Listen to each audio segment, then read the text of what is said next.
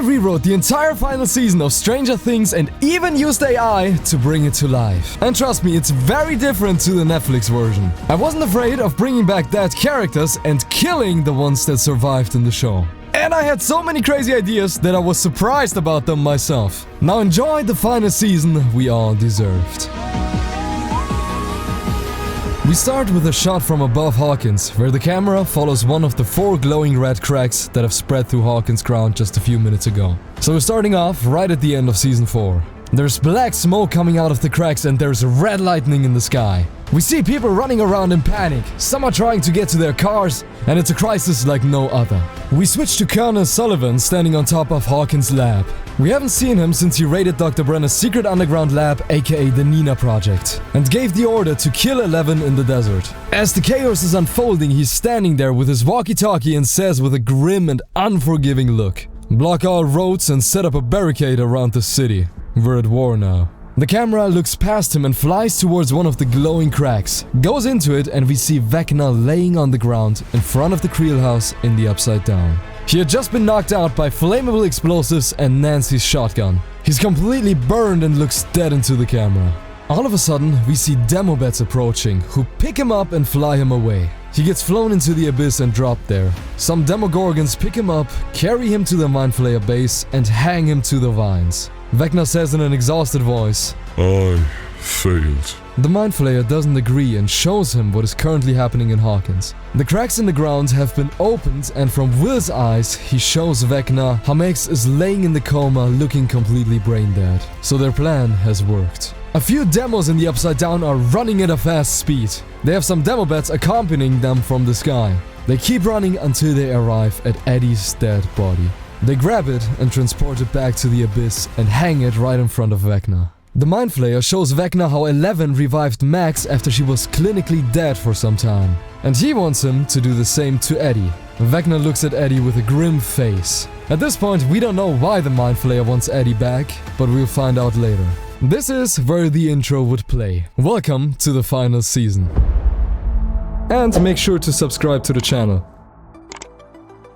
Everyone is now living at the Wheeler's house, and it's as chaotic as in the show. Mike, Lucas and Will leave the house, grab their bikes and are now on their way to school. Once they arrive at the school, they have to rush through the halls until they arrive in Mr. Clark's classroom. Mike says, "Sorry, Mr. Clark, don't mind us." Mr. Clark is a little bit distracted by them, but continues talking. Even on a scientific level, it's very hard to explain what the red cracks in Hawkins and the thunder mean. The camera looks at Mike, who leans to the others and talks to them. He asks, "Where's Dustin?" They shrug their shoulders cause they ain't got no idea. So now we switch to Dustin, who is in the school's communication room. We can hear him shout, "Why do you not want to help me? Susie, this is important. Just tap into the school's newspapers drafts for tomorrow and add what I sent you." We switch to Susie, who is sitting at home sick. She lets out a sigh and says, "Dusty, you can talk to me about him. You've been pushing me away for half a year now and you're so angry. You're just gonna get hurt if I publish your article about him." Dustin responds, "Then don't!" He smashes his finger on the power off button and walks out of the room angry.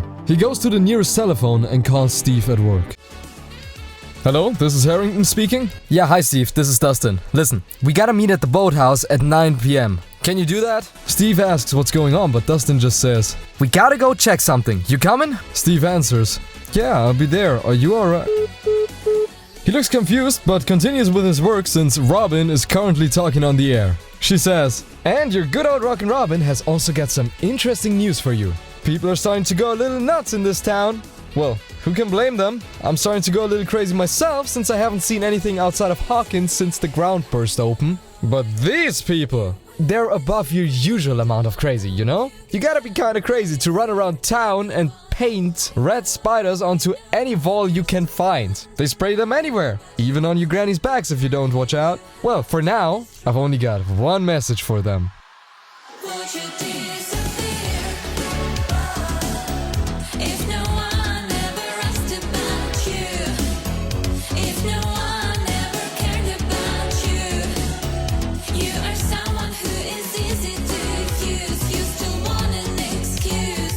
We switch to 11, who is currently doing a parkour. She's running as fast as possible until she arrives at Hopper's cabin in the woods. There, she uses her powers to pick up a big rock from the ground and throws it against another big rock so that it breaks in half. All of a sudden, a big white truck approaches her. Hopper gets out and says, "Hey kiddo, I brought you something." She responds, "You got it?" He answers, "Sure do." He goes back to his truck and brings her a big glass box. Inside is a living demo bat. He brought it back from his last trip to the Upside Down yesterday. Him and Nancy have been sneaking into the Upside Down through any of the cracks in the ground. Their favorite spot is at the boathouse where Eddie was hiding in Season 4. Inside the Upside Down, they are searching for Vecna and whatever else they can find.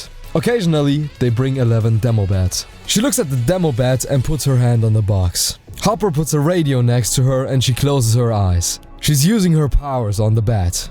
It stops moving and squeals silently. 11's look becomes more intense as she's moving her hand, but then the bat lets out a scream and drops dead to the bottom of the box. 11 is disappointed and Hopper lets out a sigh while he looks at the dead body and says, "Why doesn't it work? Are you sure you can tap into its mind?" She answers, "Yes, but they're too weak. Just let me go into the Upside Down and get a Demogorgon." He refuses immediately. He's way too afraid that the military might catch her. And he has a point, because they have set up their base at the main gate in the middle of Hawkins. And their lab in the Upside Down has already been finished. She argues with him, but it doesn't help, so she runs back into the cabin. Hopper looks at her while she's running away with a concerned face. Then a big white van pulls up. Murray jumps out and says with a big smile on his face, "Hello, my bearded friend." And Hopper responds, "You got everything we need?" Murray says, "Yes, of course." Then Jonathan and Nancy come out of the van. Nancy and Hopper immediately leave in Hopper's truck, and Murray and Jonathan start bringing all the supplies that they have in the van back to the cabin.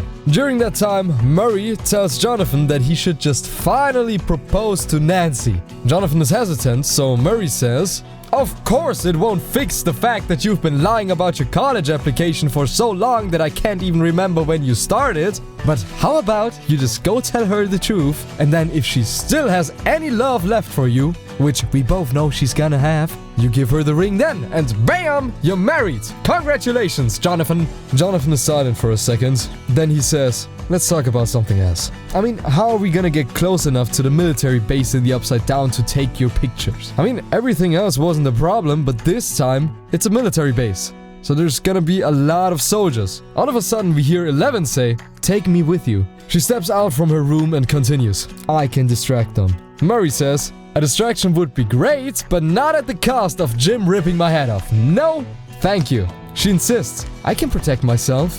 He's just slowing down our progress at the moment." Murray responds, "Yeah, lovely talk, but we gotta go." He grabs Jonathan and walks out of the house into his van, and they drive off. 11 looks at them with a grim look on her face as they drive away. We switch to the military base in the Upside Down, and we can see Colonel Sullivan walking past all the scientists and soldiers with a stern look on his face. He walks into Dr. K's office. He looks at her and says, "How's the progress going?" She answers, "Very good. We are finding out more and more about these creatures. We have noticed that they seem to be connected to some type of hive mind. We have done experiments where one of them could feel the pain of the other." He answers, "That's it?" She looks confused and he says, "Let me get something straight. We have this whole town on lockup because some magical force that we don't understand ripped the ground apart, and I got people running around praying for some type of salvation from hell. They're forming cults, Doctor. I want to know what is going on here so that I can stop it." She looks at him with an uncertain expression and says, "Well, we've been taking more blood samples from number 8. While we still don't have any survivors after the transfusions, they don't die as fast as in the beginning anymore, so..." He looks unsatisfied and interrupts her. "We caught something new, and I want you to give me better results the next time I'm here." Two soldiers come into the room with a big glass box on a trolley. Inside, we can see Mindflayer particles. Dr. K's face turns bitter and Sullivan says, "I'll be back soon." He leaves the room and she starts staring at the particles that are violently moving in the box. Now we're back at the school with Mike, Lucas, and Will. They're sitting in the classroom and they look really bored while Mr. Clark is talking in front of class about gravity. And finally, the school bell rings. The three of them immediately get out and walk through the school as fast as they can.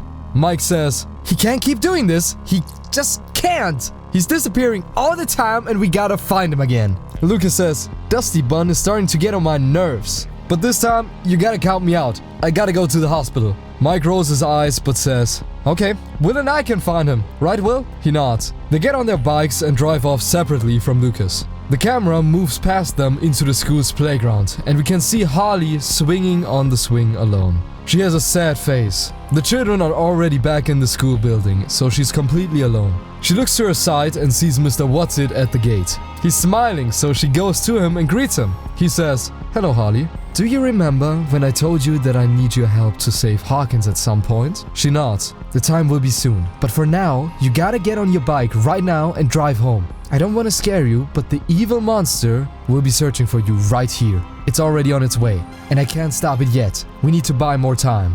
She contemplates what she's supposed to do and she's really concerned, so she answers, "But I can't just leave school, it's too early." He looks at her and says, "Holly, this is important. You need to get home right now." She looks concerned, but she decides to trust him. She gets on her bike and drives home. Nobody notices her leaving.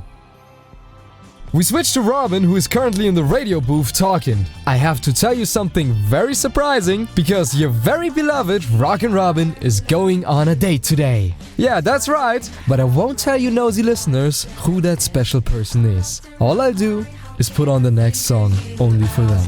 I cannot believe how beautiful you are.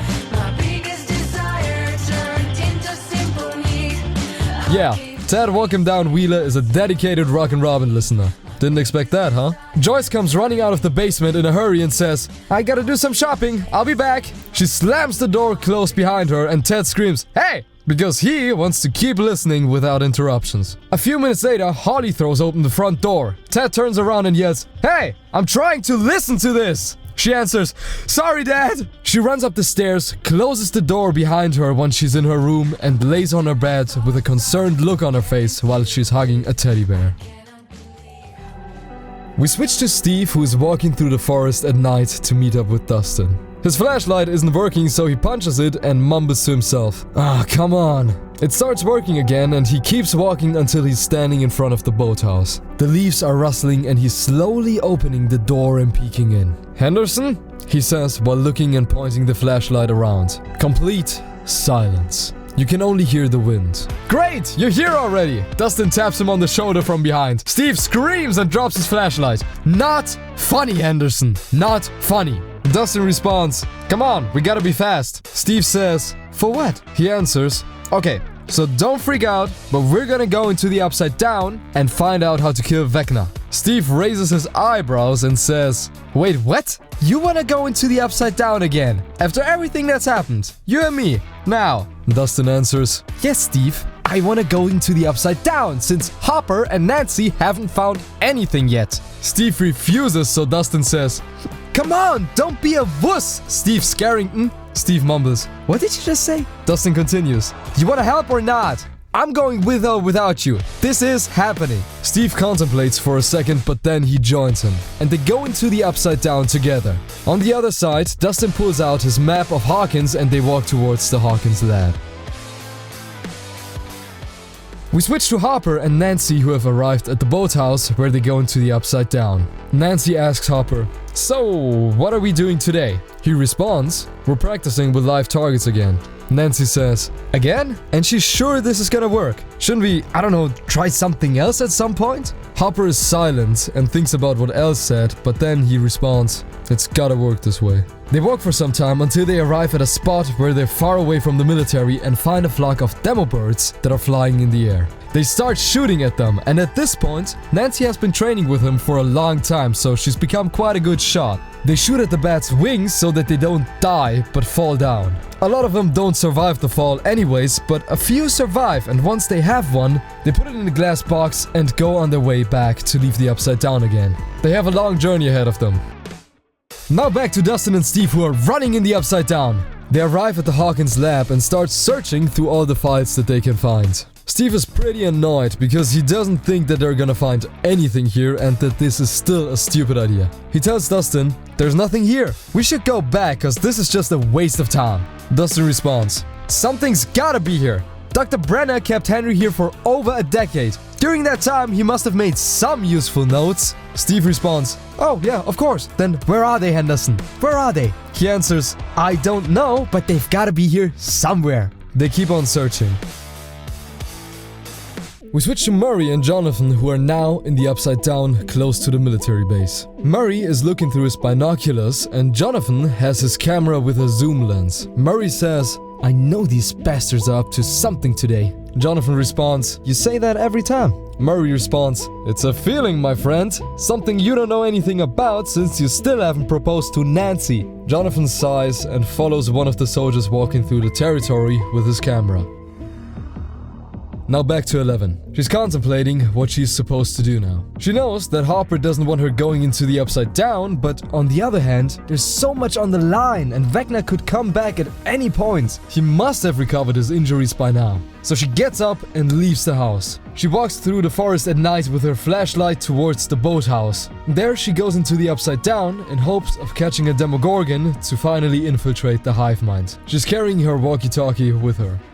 Holly is still laying on her bed while tightly squeezing the teddy bear. All of a sudden, a hole in the roof opens up and a Demogorgon comes through it. She screams her lungs out and all of a sudden, Henry appears right next to her. He screams, "Holly, get out!"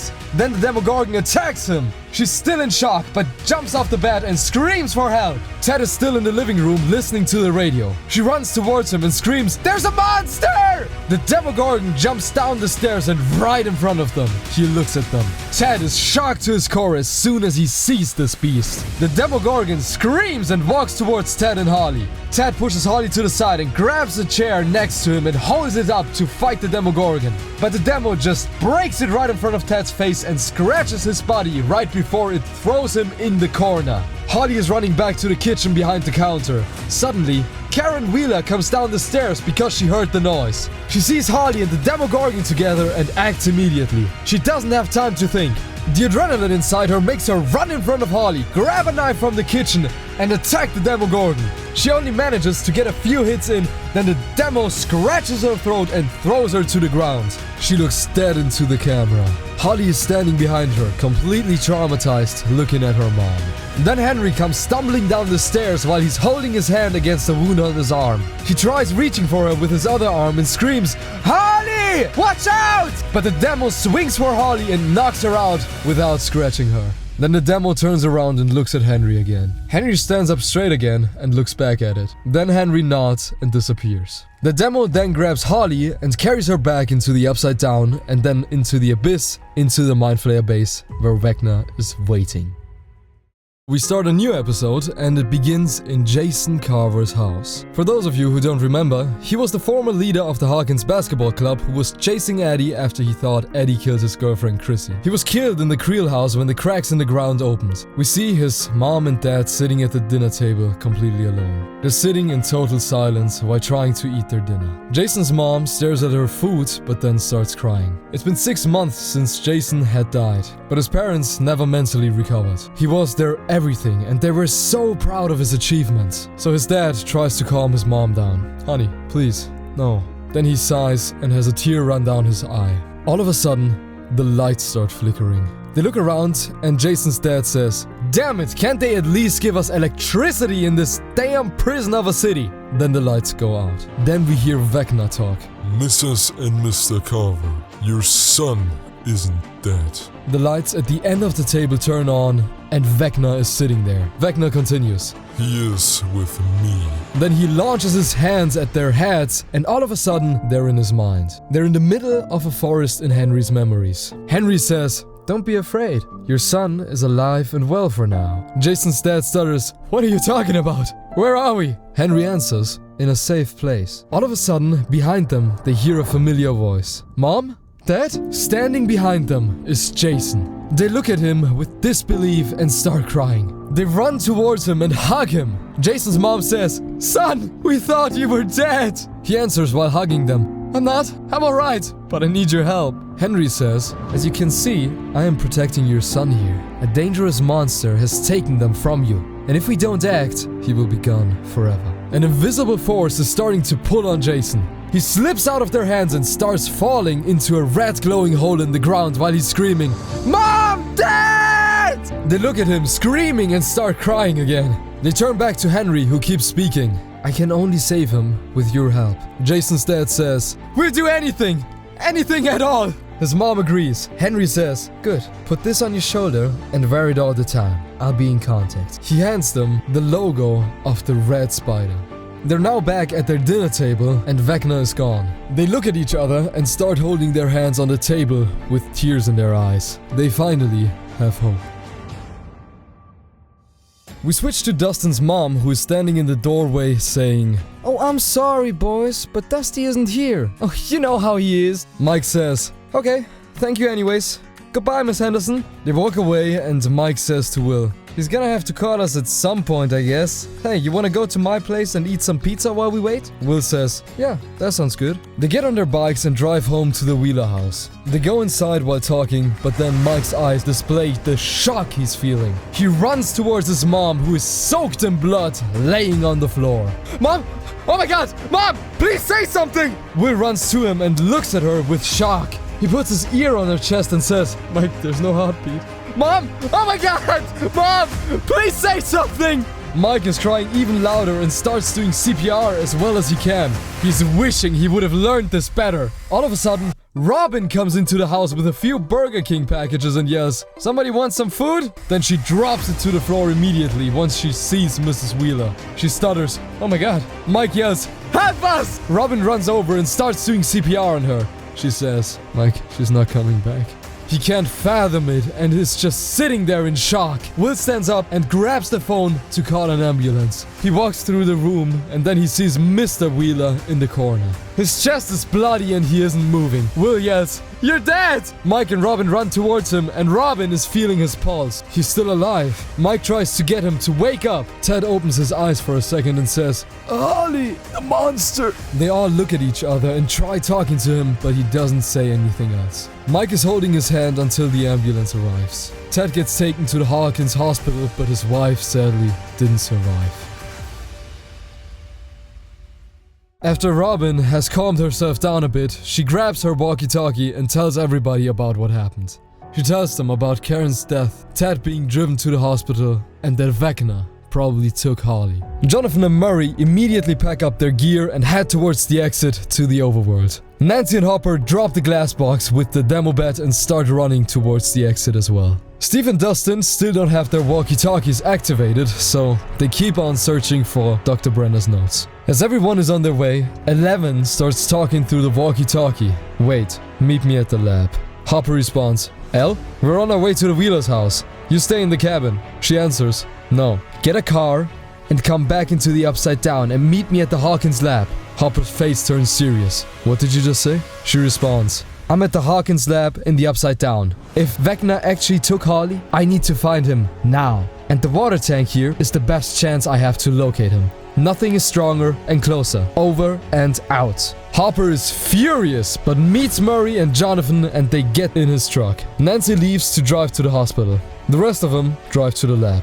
Joyce also heard the news. She was just out shopping supplies for everyone, but now she drives to the hospital immediately. Now back to Eleven, who's already getting ready for the water tank. Murray, Jonathan and Hopper walk into the room. They've just arrived. Hopper argues with Elle, but she convinces him that she has to do this.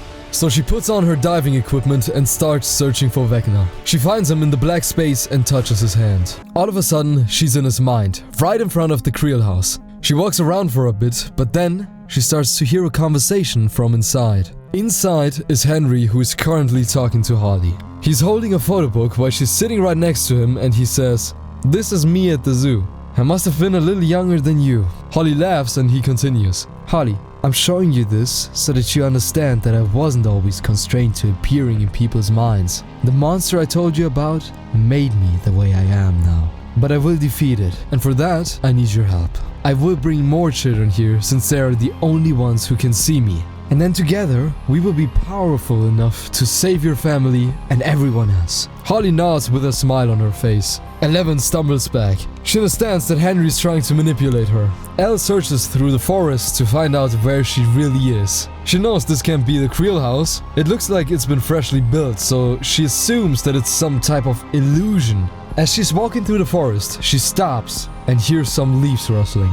All of a sudden, she hears a familiar voice behind her say, "No way." Elle? 11 turns around and she sees Max right in front of her. They both start cheering up and they hug. Max asks whether she's real and 11 confirms her that by telling her private secrets only they would know. And Max does the same. Max shows 11 the cave that Henry can't go inside and they devise a plan on how to save Harley. We switch to Vecna, who is currently in the Mindflayer base. He gets down the vines and the Mindflayer shows him what he wants him to do in his mind. Then Vecna walks to the side and rips open a part of the Mindflayer's flesh. A person steps out and stands right in front of him. Vecna says, It's time. Free it and use it as I told you. The person nods. Then the camera shows who is standing there. It's Eddie. He has a fully shaved head and is wearing one of the soldiers' uniforms. He steps outside the Mindflayer base and there are around 50 demos that assemble around him and follow him into the Upside Down. They walk towards the military base. He sends them off to break into it. The base goes on lockdown, but the demos break through the main gate. They start killing soldiers and fighting them. There's soldiers dying left and right, and at the same time, Eddie gets dropped off inside the base by a demo bed, and he manages to sneak around and get into the lab building where Dr. K is. Eddie walks through the lab building until he arrives at Dr. K's office. He walks in and she says, "Are you here to tell me what the hell is going on out there, soldier?" He turns around and closes the door behind him. He's standing right next to the Mindflayer particles in the glass box. He responds, "No, I'm here to change you." He uses a small knife he brought with him to break the glass and free the particles. Dr. K is shocked. Some of the particles go into her body. She loses control and just sits there after it's done. Eddie says, "Bring us the girl." Then he puts the rest of the particles in a smaller glass box and puts it in his backpack and leaves. The fight in the base with the demos continues and some even make it to the hallways of the lab. It's total chaos and shots are being fired everywhere. Now we switch to Dr. Owens, who is currently sitting in one of the lab rooms dissecting a demo bat. He stands up, grabs a keycard on his desk and walks towards a room with a red warning sign. He opens it with the card, looks around and then goes inside. There's nobody else there, and once he turns around, we see Callie on the machine in front of him. He goes to her, wakes her up and says, "This is your chance to get out of here." She looks at him confused as he frees her from the chair and unplugs all the cables. He continues, "You gotta follow me. I can't leave this facility because of the tracking chip in my chest. You don't have one anymore. I removed it when we were operating you the second time." She looks at him and says, "Why are you doing this?" He answers, "You need to help your sister, 11, fight your brother, number 1. She's confused and he says, "We don't have time. Ask her about it when you find her." He leaves the room while holding her arm and brings her to the nearest emergency exit. He opens it and says, "Tell your sister that Dr. Owen sent you and that I will do everything I can do to slow the military down." He pushes her out and she looks around in fear. She can hear the shots being fired in the distance until she starts running away. In the military base, the demos are still fighting the soldiers. Eddie sneaks past the guards who are occupied with fighting the demos and goes through the main portal into the overworld. He alerts all the guards there to send help into the Upside Down. Then the flamethrower squad moves in and starts burning down the demos. A few get killed and the rest flee. Eddie is now in the overworld and leaves the base. He walks through Hawkins at sundown. We switch to a grocery store in Hawkins where Jason's parents are currently walking around the aisles to shop for food. They're wearing the spider logo on their clothes now. All of a sudden, someone taps him on the shoulder and says, "It's time." The camera reveals that it's Barb's father. He also has the logo on his shoulder. Jason's parents look confused, so he continues, "Follow me. Whoever you lost, you get them back tonight. He's waiting." Barb's parents were some of Vecna's first targets, and they were so easy ones too, since they could never accept Barb's death. Now we switch to an abandoned church in the Hawkins forest during the night. The light is on, and we see that there are candles everywhere. People with red spider logos on their clothes are sitting in the benches, and 2 of them are Jason's parents. Standing at the altar is Barb's father, who says, "Today we will be reunited with our families. Our children parents, and loved ones will be brought back to us by the Master. We see that outside of the church, in front of one of the windows, are the players from the basketball team. They're standing there, lurking into the windows. They've been coming here for a month now, spying on the cult. They think it has something to do with the Hellfire killings. All of a sudden, they see a person walking towards the church in the dark with only a flashlight and a backpack. Inside, everyone gets on their knees while the person walks towards the altar. There, the man turns around and we can see that it's Eddie. The basketball players look at each other with shock. One says, "They've been hiding him all this time. We'll catch this bastard where he won't expect us." Another one of them takes a picture with his camera. They run through the forest until they arrive at Eddie's trailer. They break into the back window that leads to Eddie's room that's pretty empty at this point. Once they're inside, one of them says, "Where should we hide?" Then the door suddenly opens and Eddie's uncle steps in with a pistol in his hand and yells, "What do you want?" They raise their hands and say, "Mr. Munson, don't worry, we're not here to hurt you or steal anything. We're here for your nephew." Mr. Munson says, "My nephew's dead! Why are you here?" One of them answers, "No, he's not." He hands him the picture that they made of Eddie in the church. Mr. Munson looks at it and says, "When was this taken?" They answer, "About 20 minutes ago." He responds in a more silent tone, "That's impossible." "Prove it," they say. "Okay, just put the gun down. We can drive there." He's in the old harbor church. He decides to trust them, but takes his pistol with him while he drives them to the church. Eddie is still standing at the altar and says he will save your families, but he needs to know that you can be trusted. To test your dedication, I brought you this. He pulls a living cat out of his bag and holds it on the altar. He grabs a knife with his other hand and continues, "Each one of you will stab this animal. That should ensure you're ready to do what's necessary." Mr. Munson sees everything that's happening and leaves the basketball players. He runs into the church's front door and says, "Eddie?" And Eddie looks at him without saying a word. So his uncle continues while walking towards him with a tear in his eye. "I thought you were dead. Come home with me. What are you doing here?" He hugs Eddie and says, "This is madness. Let's go home." Eddie says, "Thank you for coming here." Then he stabs his uncle in the back with his knife. He looks at Eddie in disbelief as he's falling to his knees. Eddie says to the whole room while holding the knife up, "Who wants to prove their loyalty?" The people start coming to the front. Then suddenly the front door bursts open. It's the basketball players and one of them has Mr. Munson's gun. He aims at Eddie and shoots, but Barb's father jumps in front of him, dodging the bullet. The other cult members grab the basketball players and pin them to the ground. The others keep stabbing Mr. Munson, who is screaming until he stops. Eddie picks up his bag and pulls out a glass box with the Mindflayer particles. He shouts, "You have proven your loyalty. This will make you whole." He opens the box and everyone in the room absorbs the particles. They are now all part of the hive mind. The camera zooms out of the church and we hear screams from inside.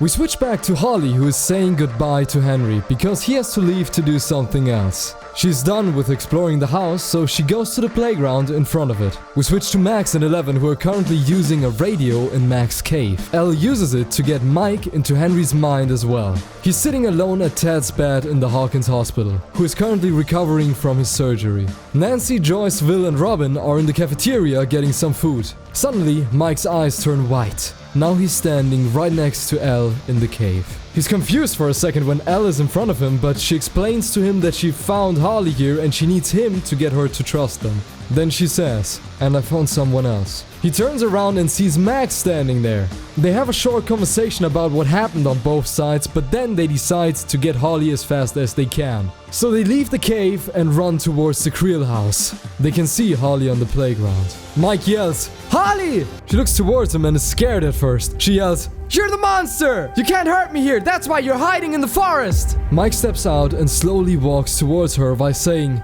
"Well, then I shouldn't be able to do this. See? I'm real, Holly.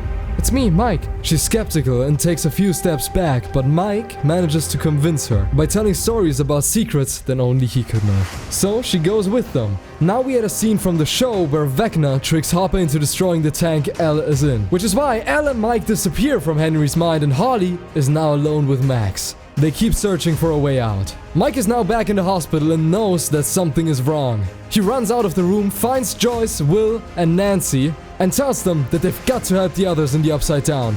They get in the car immediately and drive off. Robin is still stuck in the hospital because she's arguing with her girlfriend, just like in the show. Now we insert the scene from the show where the demo dogs attack the hospital and Lucas has to carry Max. And the demos die in the washing room because someone put the explosive in one of the washing machines. It's completely the same as in the show, except for the fact that Ted put the explosives there. And Max also gives Holly this stupidly long pep talk before they leave Henry's mind. You're probably asking yourself now, wait, Revenant, why would you change so much but not one of the worst scenes of the season? Well, because I changed why it happened in my video about the finale. It's gonna make sense once you watch that one. It's already online, so you can watch it after this video.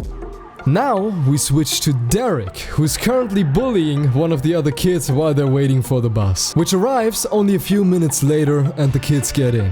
They walk past the bus driver and take their seats. As the bus drives away, the camera pans towards the driver, which makes us notice that he has the spider logo on his sleeve. He keeps on driving, but Derek yells to the front, "You took a wrong turn, mister!" The driver answers, "It's a shortcut." A few minutes later, we can see that they're driving straight towards the military base, and they don't stop. One of the soldiers notices them and yells down, "They're ramming the gate!" Then all of a sudden he gets picked up by a demo bat and flown away. The other soldiers have heard him and they start shooting at the bus since they don't know that there are children inside. Then suddenly some of the soldiers get taken out by Demogorgons. Open fire! Hold them back! A whole lot of demos are coming through the gate. We switch to the bus, which is almost at the fence now. There are 5 vans approaching it from the side. They're filled with more cult members. And BAM! They burst through the fence and are now inside the base. The demos keep on killing the soldiers. The snipers are shooting down the bats. And the fire squad starts burning down the demos. The cult members run out the vans and stand in front of the demos. The soldiers are confused. They can't just burn these people alive and they don't even know why they are there. So the demos and bats keep killing more soldiers. Colonel Sullivan is alerted in the Upside Down and he sends more support into the overworld. As the soldiers are on their way to the overworld, the black clouds start looking weird and form into the Mindflayer. The Mindflayer uses its big tornado-like arms to take out the cars and tanks one after another. They don't even stand the smallest chance. The soldiers start panicking and shooting at it because they don't know what it is. It's like a natural disaster.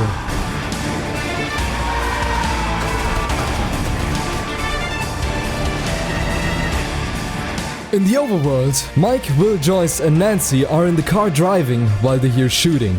And Will feels that the hive mind is present. He can sense that the energy is coming from the military base, so they start driving towards it. Back at the base, the demos keep killing all the soldiers who don't want to burn the people. They're shooting around them, but that's not enough to kill the demos.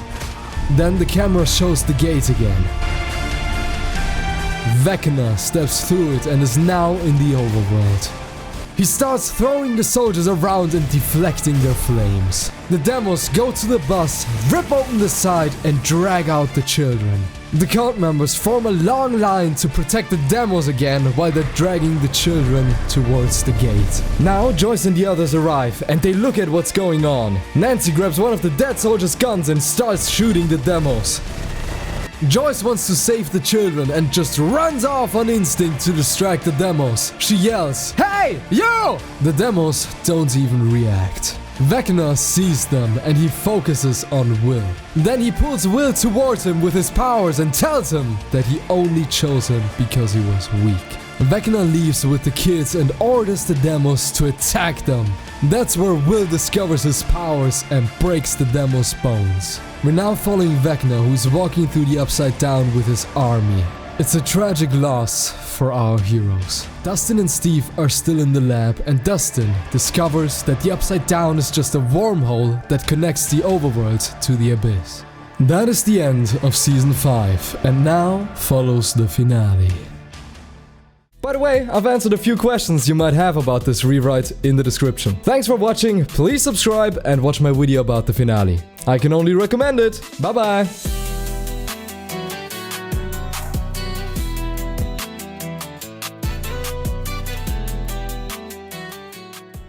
Nancer and Hop... Nancer and Hoppy.